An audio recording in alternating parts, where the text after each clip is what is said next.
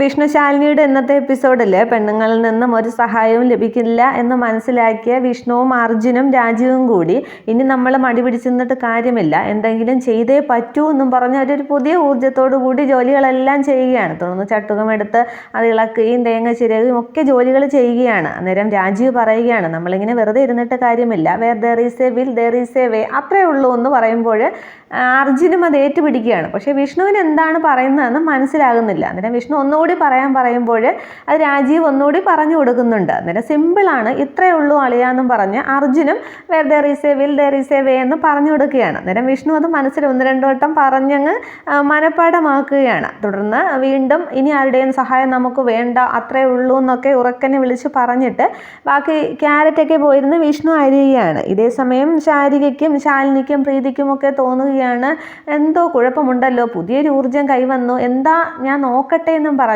ശാലിനി പയ്യെ വിഷ്ണുവിൻ്റെ അടുത്തേക്ക് ചെല്ലുകയാണ്. അന്നേരം എന്താ പുതിയൊരു ഊർജ്ജം എന്ന് ചോദിക്കുമ്പോൾ അത് ചെറിയ ഒരു സംഭവമേ ഉള്ളൂ എന്ന് ചോദിക്കുകയാണ്. അന്നേരം എന്താന്ന് ശാലിനി ചോദിക്കുകയാണ്. അന്നേരം വെർ ദെയർ വേ എന്നൊക്കെ വിഷ്ണു അങ്ങും ഇഞ്ഞും തൊടാതെ പറയുകയാണ്. തുടർന്ന് സംഭവം ശാലിനിക്ക് മനസ്സിലാകുന്നില്ല, ഒന്നുകൂടി പറയണമെന്ന് വിഷ്ണു ചോദിക്കുകയാണ്. പക്ഷേ ശാലിനിക്ക് മനസ്സിലാകാത്തത് കൊണ്ട് വേണ്ട എന്ന് ശാലിനി പറയുന്നുണ്ട്. തുടർന്ന് അർജുൻ്റെ അടുത്തേക്ക് ചെന്ന് ശാലിനി ചോദിക്കുകയാണ്, അല്ല നിങ്ങളിപ്പോൾ വിഷ്ണുവേട്ടൻ്റെ അടുത്ത് എന്താണ് പറഞ്ഞു കൊടുത്തതെന്ന്. അന്നേരം സിമ്പിളല്ലേ, where there is a will there is a way എന്ന്.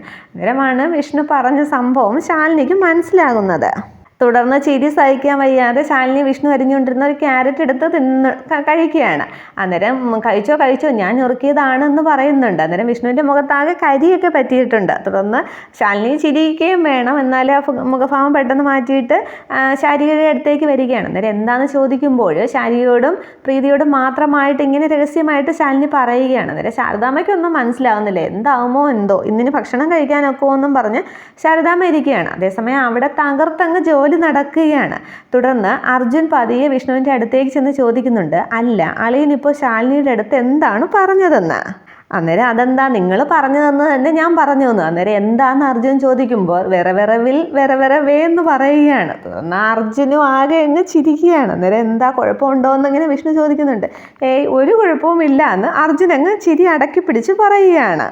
തുടർന്ന് ശാരികയും പ്രീതിയും ശാലിനിയും ഒക്കെ ചിരിക്കുന്ന കാണുമ്പോൾ വിഷ്ണുവിന് എന്തോ പന്തികേട് തോന്നുകയാണ്. തുടർന്ന് ശാരദാമ്മയും ചോദിക്കുന്നുണ്ട്, എന്താ മക്കളെ എന്നോടുകൂടി പറയുന്നത്. അന്നേരം വിഷ്ണു പറയുന്നുണ്ട്, ശാരദാമ്മ ഇതെവിടെ കുട്ടിക്കളിയാണ് നടക്കുന്നത്, പാചകമൊന്നും അല്ല എന്നും പറഞ്ഞിട്ട് എന്തോ അബദ്ധം പറ്റിയെന്നും വിഷ്ണുവിന് മനസ്സിലാകുന്നുണ്ട്. അന്നേരം വിഷ്ണു അരിഞ്ഞുകൊണ്ടിരുന്ന കഷ്ണങ്ങളെല്ലാം കൊണ്ടുപോയി അർജുൻ ഇളക്കിക്കൊണ്ടിരുന്ന ആ ചെമ്പിലേക്ക് ഇടുകയാണ്. അന്നേരം ഇത് പുളിശ്ശേരിയാണ് എന്ന് അർജുൻ പറയുകയാണ്. അന്നേരം അയിന് എന്ന് ചോദിക്കുകയാണ് വിഷ്ണു. അത് സാമ്പാറിനുള്ള കഷ്ണങ്ങളല്ലേ, അതെന്തിനാണ് പുളിശ്ശേരിയിലേക്ക് ഇട്ടത് എന്ന് ചോദിക്കുമ്പോൾ വീണ്ടും അബദ്ധം പറ്റിയ വിഷ്ണു അങ്ങ് ദേഷ്യം കൊണ്ട് അത് മറയ്ക്കുകയാണ്. അതിനെന്താ സാമ്പാറിലെ കഷ്ണങ്ങൾ പുളിശ്ശേരിയിലിട്ടാൽ വേവില്ലേ ശാരദാമ്മയെന്ന് ഇങ്ങനെ ചോദിക്കുകയാണ്. അന്നേരം എന്താ വിഷ്ണു ഇത് എന്നും പറഞ്ഞ് ശാരദാമ്മയും അങ്ങ് തലയിൽ കൈവയ്ക്കുകയാണ്.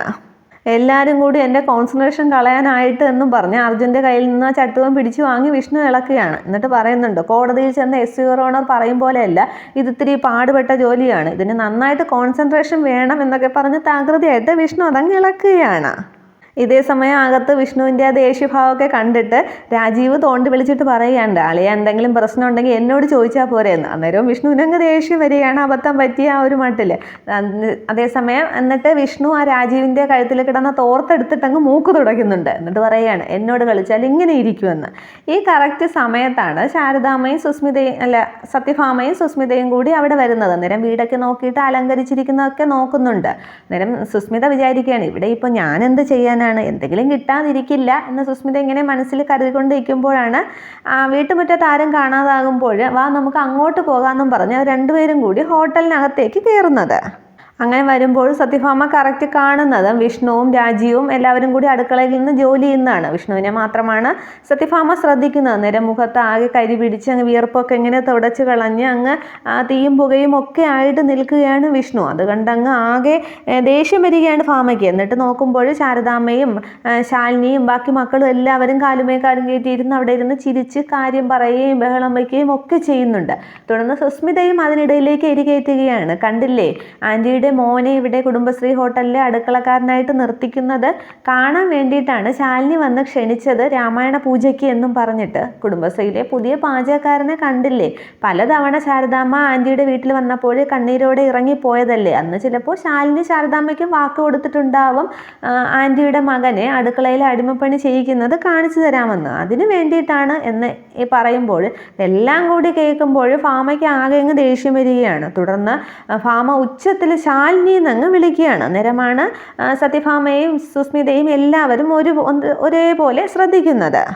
തുടർന്ന് എന്താ ഇവിടെ നടക്കുന്നതെന്നും പറഞ്ഞ് ദേഷ്യത്തോടെ ഫാം അകത്തേക്ക് കയറുമ്പോൾ വിഷ്ണുവും അങ്ങ് ഫാമയുടെ അടുത്തേക്ക് വരികയാണ്. തുടർന്ന് എന്താന്നിങ്ങനെ ശാലിനി ചോദിക്കുമ്പോൾ, എന്താ ശാരദാമ്മേ, നിങ്ങളുടെ ഈ കൂനാച്ചിപ്പെരയിൽ എൻ്റെ മകനാണോ പാചകക്കാരൻ എന്ന് ചോദിക്കുകയാണ്. അന്നേരം അങ്ങനെയൊന്നും അല്ല അമ്മയെന്ന് വിഷ്ണു പറയുകയാണ്. നീ ഒന്നും പറയണ്ട, അവൻ്റെ ഒരു വേഷവും നിപ്പും എന്നൊക്കെ പറഞ്ഞ് വിഷ്ണുവിനെ ഇങ്ങനെ അടിമുടി നോക്കുകയാണ്. അന്നേരം വിഷ്ണു അങ്ങ് തലയിലെ തോർത്ത് കെട്ടൊക്കെ അഴിച്ചങ്ങ് തോളിലേക്ക് ഇടുകയാണ്. അന്നേരം മുഖത്ത് കരിയൊക്കെ ഇരിപ്പുണ്ട്.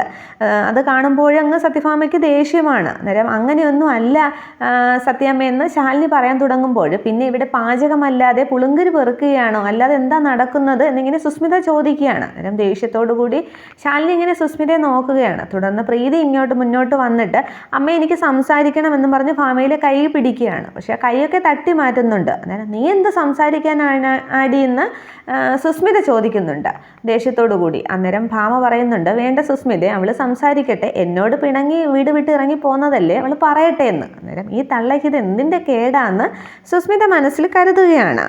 തുടർന്ന് ഫാമ പറയുകയാണ്, പൂജയ്ക്ക് വിളിച്ചപ്പോൾ പരിഭവം മറന്ന് ഞാൻ വന്നു, പക്ഷേ എന്നെ ഇവിടെ കൊണ്ടുവന്ന് അപമാനിക്കാനാണ് ശ്രമമെങ്കിൽ എൻ്റെ മക്കളും മരുമക്കളും ഒക്കെ ആയിട്ട് ഇനി എനിക്ക് യാതൊരു ബന്ധവും ഉണ്ടാകില്ല എന്ന് പറഞ്ഞ ശേഷം ഇനി എൻ്റെ മോൾക്ക് എന്താണ് പറയാനുള്ളത് പറയാം എന്ന് സത്യഭാമ പറയുകയാണ്. തുടർന്ന് പ്രീതി പറയുകയാണ്, അമ്മയുടെ മകളായ ഞാൻ, സത്യഭാമയുടെ മകൾ ഇവിടെ നിൽക്കുന്നത് എങ്ങനെയാണെന്ന് നോക്കിക്കേ, ബാക്കി ഇവിടെയുള്ള പെണ്ണുങ്ങളെല്ലാവരും നിൽക്കുന്നത് അമ്മ നോക്കിക്കേ, അവരുടെ ആരുടെയെങ്കിലും കയ്യിൽ ഇത്തിരി കരി പുരണ്ടിട്ടുണ്ടോ എന്ന് നോക്കിക്കേ എന്ന് പറയുമ്പോൾ എല്ലാവരെയും ഭാമ ഇങ്ങനെ ശ്രദ്ധിക്കുകയാണ്. അവരിങ്ങനെ വൃത്തിയായിട്ട് അണിഞ്ഞൊരുങ്ങി നിൽക്കുന്നത് നോക്കുന്നുണ്ട്.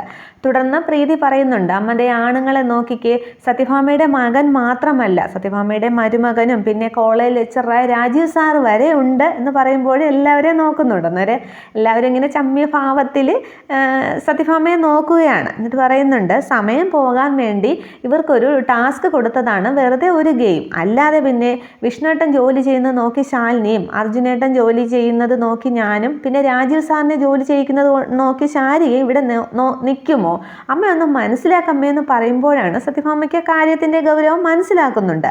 പക്ഷേ അതിനിടയ്ക്കും സുസ്മിത പറയുകയാണ്, ആൻറ്റി ഇതൊന്നും വിശ്വസിക്കരുത്, ആൻറ്റിയെ തെറ്റിദ്ധരിപ്പിക്കാൻ വേണ്ടിയിട്ടാണ് എന്നൊക്കെ പറഞ്ഞു തുടങ്ങുമ്പോൾ, സുസ്മിത നീ മിണ്ടരുത്, എൻ്റെ അമ്മയ്ക്ക് സ്വന്തമായിട്ട് ചിന്തിക്കാനൊക്കെ അറിയാം, നീ എൻ്റെ അമ്മയുടെ തലയ്ക്കകത്ത് കയറിയിരുന്ന് ചിന്തിക്കണ്ട എന്നിങ്ങനെ പറയുമ്പോൾ ആ പ്രീതിയുടെ ദേഷ്യവും ഭാവവും ഒക്കെ ഫാമ ശ്രദ്ധിക്കുന്നുണ്ട്. തുടർന്ന് ആൻറ്റി ദേ കണ്ടോ, പ്രീതി എന്നെ വഴക്കു പറയുന്നത് കണ്ടോ എന്നും പറഞ്ഞ് സുസ്മിത ഇങ്ങനെ ചിണുങ്ങുമ്പോൾ മനസ്സിലായി സുസ്മിതയെ, പ്രീതി പറഞ്ഞതാണ് ശരി, ഞാൻ വെറുതെ തെറ്റിദ്ധരിച്ചതാണ് എന്നിങ്ങനെ ഭാമ പറയുകയാണ്. അന്നേരം ബാക്കി എല്ലാവർക്കും സന്തോഷമാവുകയാണ്, സുസ്മിത ഒഴിച്ച്. തുടർന്ന് ശാരദാമ്മ പറയുകയാണ്, സത്യാമ്മയെ വന്നാട്ടെ, പൂജാമുറിയിലേക്ക് ഇരിക്കാം, പൂജ തുടങ്ങാൻ സമയമായി എന്ന്. അന്നേരം വാ സുസ്മിതയെന്നും പറഞ്ഞ് സുസ്മിതയെ വിളിച്ചുകൊണ്ട് അങ്ങ് പൂജാ റൂമിനകത്തേക്ക് സത്യഭാമയും ശാരദാമ്മയും സുസ്മിതയും കൂടി പോവുകയാണ്. തുടർന്ന് ആ പ്രശ്നം അങ്ങനെ തീർന്നു എന്നുള്ള ആശ്വാസത്തിൽ ബാക്കി എല്ലാവരും നിൽക്കുമ്പോൾ ശാലിനി ഇങ്ങനെ വിഷ്ണുവിനെ നോക്കി കണ്ണടച്ച് കാണിക്കുന്നുണ്ട്. വിഷ്ണു അന്നേരം ചിരിക്കുകയാണ്. തുടർന്ന് ഞാൻ കൂടി അങ്ങോട്ട് ചെല്ലട്ടെ എന്നും പറഞ്ഞ് ശാലിനിയും അവരോടൊപ്പം പോകുന്നുണ്ട്. ഇതേസമയം 1 മിനിറ്റ് എന്നും പറഞ്ഞ് ശാലിനിയുടെ പുറകെ വിഷ്ണു ഓടുകയാണ്. ഈ സമയത്താണ് എന്തോ സ്മെല്ലിങ്ങിനെ ശ്രദ്ധിച്ചിട്ട് രാജീവ് അയ്യോ എൻ്റെ പുളിശ്ശേരി എന്നും പറഞ്ഞങ്ങ് അടുക്കളയിലേക്ക് ഓടുമ്പോൾ എൻ്റെ സാമ്പാർ എന്നും പറഞ്ഞ് അർജുനും ഓടുന്നുണ്ട്. അന്നേരം അടി പിടിച്ചളിയാന്നും പറഞ്ഞ് 2 പേരും കൂടി 2 പാത്രം ഒന്ന് ഇളക്കുകയാണ്. അന്നേരം ശാരികയും പ്രീതിയും ഒക്കെ ചെല്ലുകയാണ്. അന്നേരം ഇത്രയും നേരം ഞങ്ങളല്ലേ ഇളക്കിയത്, ഇനി ഞങ്ങൾ ഇളക്കിക്കോളാം എന്നും പറഞ്ഞ് അവർ ബാക്കി ജോലികൾ ചെയ്യുകയാണ്.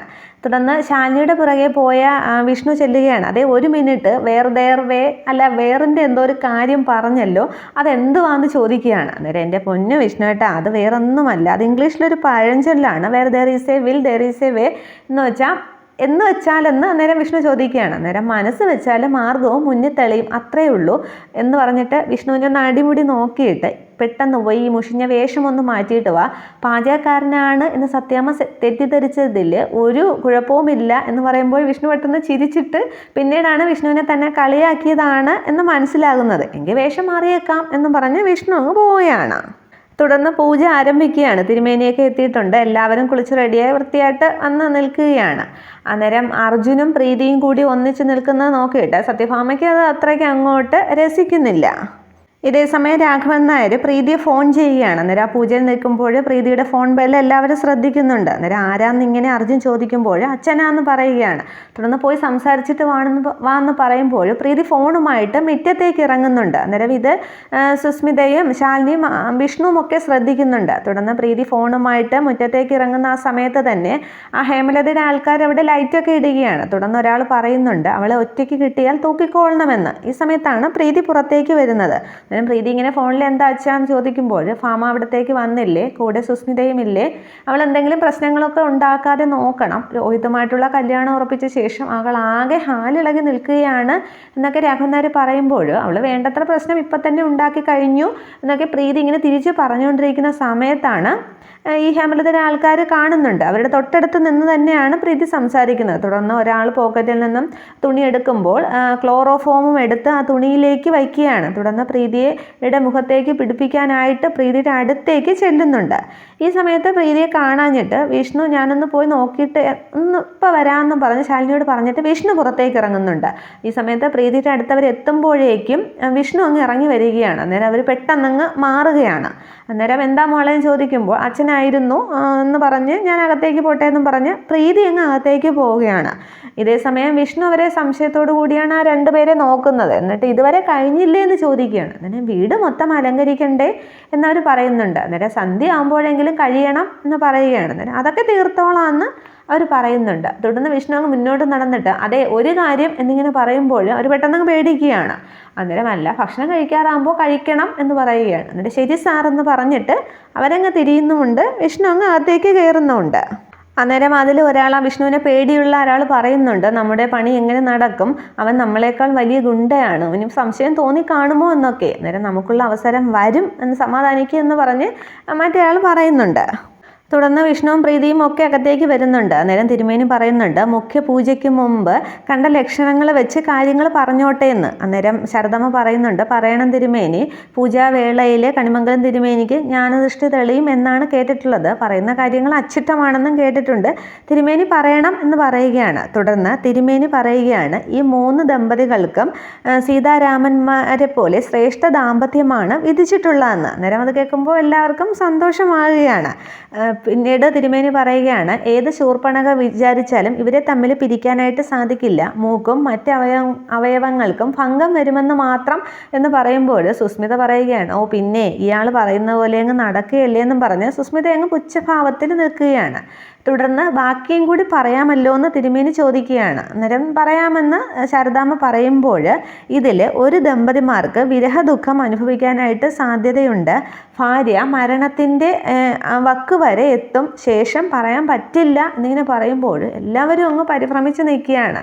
അന്നേരം അത് വിഷ്ണുവിനും ശാലിനിക്കും ആയിരിക്കും എന്ന് കരുതി ആകെ സന്തോഷിച്ച് നിൽക്കുകയാണ് സുസ്മിത. ഇത്രയുമാണ് നാളത്തെ പുതിയ എപ്പിസോഡ്. Thank you.